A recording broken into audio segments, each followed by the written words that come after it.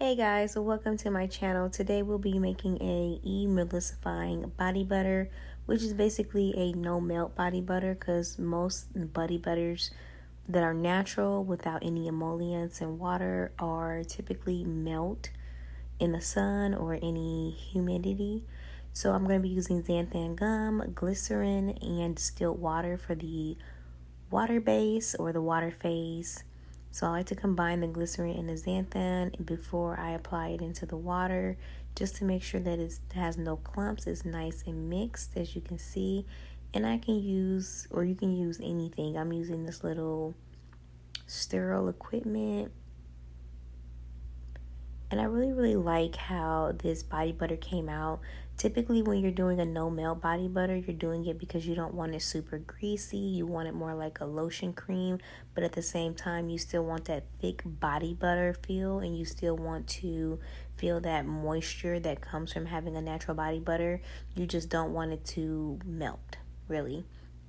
So you want to be light with the emollients as well as the water, just so you can still get that body butter feel. I'm going to use shea butter, just a basic, just so you can see. I'm going to be using emulsifying wax, NF, and I'm going to be using ceterayl alcohol.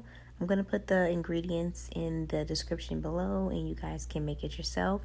I'm going to be using peanut oil. You can use any oil you want. I like peanut oil. It's thick, it's creamy, it's also very hydrating, and it's very penetrating. I'm going to add in the the water phase once I melt down the butter and add the oil. And then I'm going to blend it all together in the emitter blender. I like to use this one because anytime you're using water and oil, you want to use the immerser blender. I'm going to be using 2 different essential oils, jasmine and ylang. You can use whatever essential oil you please. I want something that smells kind of floral and fruity. And then I'm going to be adding in, of course, a preservative. You always need a preservative anytime you're doing any water and oil infusing.